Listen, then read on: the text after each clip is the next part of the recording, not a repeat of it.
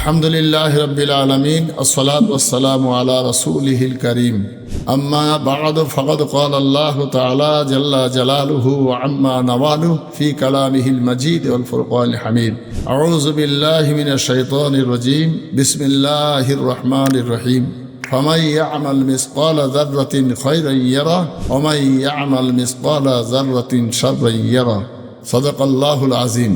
আল্লাহ রাব্বুল আলামিন পাক কালামুল্লাহ শরীফে বলেছেন যে সমস্ত আমল সেটা জাররা জাররা পরিমাণের বিচার করে ভালো আমল করলে ভালো ফল পাবে, মন্দ আমল করলে মন্দ ফল পাবে। আর সেই সমস্ত আমলগুলো বেস করা হবে নিয়াতের উপর। ইন্নামাল আমালু বিন্নিয়াত। রাসূল আকরাম সাল্লাল্লাহু আলাইহি সাল্লাম বলেছেন সমস্ত কাজের নিয়তের উপরে বেস করেই তার ফল আল্লাহ তাআলা দেন।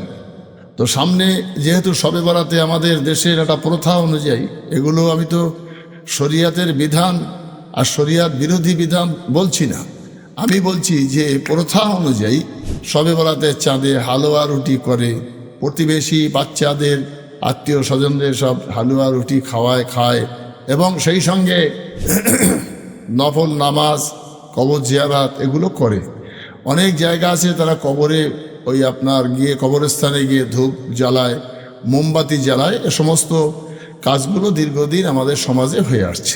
আমি একজন আলেম হিসাবে আমার দায়িত্ব এবং কর্তব্য মনে করে রাসূল আকরাম সাল্লাল্লাহু আলাইহি সাল্লাম বলেছেন, বাল্লিগু আন্নী ওয়ালাউ আয়া, আমার তরফ থেকে তোমার জানা একটা আয়াত হলেও মানুষের কাছে পৌঁছে দেবে।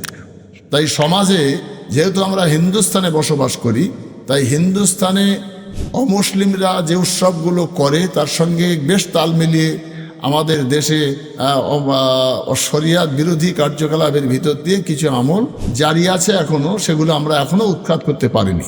তারপরেও আমি খুব দৃঢ়তার সঙ্গে বলছি যে ওই শবে বরাতকে কেন্দ্র করে কবরে ধূপ ধুনো দেওয়া, কবরস্থানে গিয়ে মোমবাতি জ্বালানো, ঘরের এ কোণে সে কোণে মোমবাতি জ্বালানো, ধূপ দেওয়া, এগুলো সম্পূর্ণ শরিয়াত বিরোধী কাজ। ধূপের সুগন্ধ এবং মোমবাতির আলো দিতে বলা হয়নি, কবরবাসীদের কাছে দোয়া দরুদ কোরআন তেলাওয়াত দান খয়রাতের আলো দিতে বলা হয়েছে। নেকি পাঠালেই কবরটা আলোকিত হবে। আল ইলমু নূর ওয়াল আমালু নূর, ইলম এবং আমল এটাই তো তার জন্য কবরের জন্য নূর এবং জ্যোতি। তাই তার ওই ধূপ আর ওই মোমবাতি দিয়ে আলো দেওয়া নয়, সেন্ট দেওয়া নয়, দান খয়রাত করে, নামাজ কালাম পড়ে, রোজা করে, দোয়া দরুদ পড়ে, কবর জিয়ারাত করে তাদের জন্যে নাজাতের জন্য যদি তার আলাওয়ালাদরা আত্মীয় স্বজনরা হাত তোলে, তাহলে তার কবরে নূর তথা আলো পৌঁছে যায়।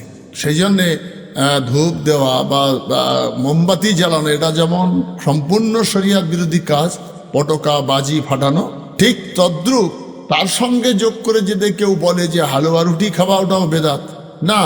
গোশত করে, রুটি করে, হালুয়া করে, রুটি করে যদি নিজেরা ভালো খায়, ভালো করে এবং আত্মীয় স্বজন বাচ্চাদেরকে, এতিম মিসকিনদেরকে খাওয়ায়, এটা শরিয়াতের কোনো বাধা থাকার কথা নয়।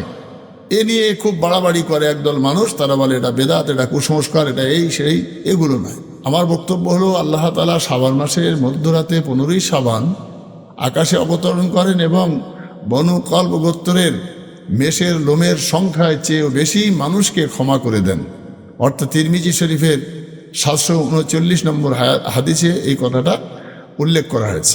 এই যে গোত্রের যে ছাগল বা ভেড়া বা মেষের কথা বলা হলো, এটা একটা উদাহরণস্বরূপ আসলে সীমাহীন মানুষের, যেটা আপনার আমার গণনায় আসবে না, এরকম মানুষের আল্লাহ পাপ মোচন করে দেবেন শাবান মাসের রাত্রে। এটাই আল্লাহর ওয়াদা। সেই জন্যে আমি বলছি যে আমাদের হালুয়া রুটি করুক, গোশ রুটি করুক, খাক, কোনো অসুবিধে নেই। বাচ্চাদের খাওয়াক, এতিমদের খাওয়াক, দুস্থদের খাওয়াক, এটা দানের খাতায় যাবে, তার নিয়তের উপরে বেশ করবে, সে নেকির আশায় করবে। কিন্তু এটা করতেই হবে এটা ভাবলে গোনা, আবার এটা করা একেবারে কঠিনতম অন্যায়, এটা বলাও অন্যায়। সেই জন্যে নিয়ত করতে হবে যে আমি কচিকাচা বাচ্চাদেরকে ভালো খাওয়াবো, হালুয়া রুটি খাওয়াবো, গোশত রুটি খাওয়াবো, তাদেরকে দিয়ে দোয়া নেব তাদের আত্মাকে খুশি করিয়ে, এবং আমি নিজেও আমার পরিবার পরিজনকে খাওয়াবো।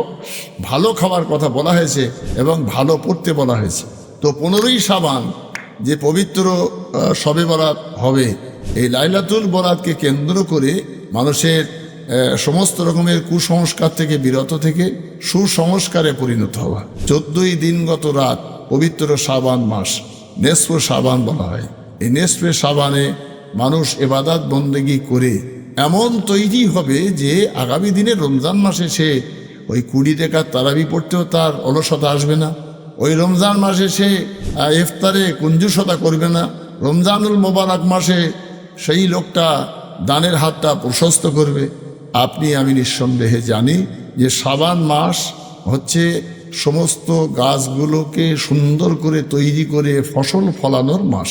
এই মাসে আপনার আমার যে হৃদয় নামক জমিনে যে সমস্ত গাছপালাগুলো হবে, সেই শাখা প্রশাখায় গাছের গুঁড়িতে যেন ফলে ভরে যায়, চতুর্দিকে যেন ফল ডালগুলো সব দুমড়ে নিচে নিয়ে আসে, এরকম ফসল ফলাতে বলা হয়েছে। অর্থাৎ সেটা করতে গেলে ডেলি রাত্রে ধরুন শাবান মাস পড়লো, কোরআন পড়া শুরু করলেন, শাবান মাস পড়লো, তওবা করা শুরু করলেন, শাবান মাস পড়লো, আত্মীয় স্বজন প্রতিবেশীর সঙ্গে দ্বন্দ্ব আছে সেগুলো মিটিয়ে নেওয়ার চেষ্টা করলেন, খুব বেশি বেশি করে রোজা করা, খুব বেশি করে কোরআন পড়া, সেই সঙ্গে নিজেকে সংযত হয়ে যাওয়া, এটা হলো শাবান মাসের একটা গুরুত্বপূর্ণ কাজ। তবে একটা কথা আমাকে মনে রাখতে হবে যে রমজানুল মোবারক মাসে মহান আল্লাহ আমাদের যে ফসল ভরিয়ে দেবেন, সেই ফসল ভরাবার আগে আমাদের গাছগুলোকে একেবারে চতুর্দিক থেকে সমস্ত কীড়ে মাকড়া পোকামাকড় থেকে হেফাজত করে সেই গাছগুলোকে যাতে করে পোকামাকড়ে না খেয়ে নেয়,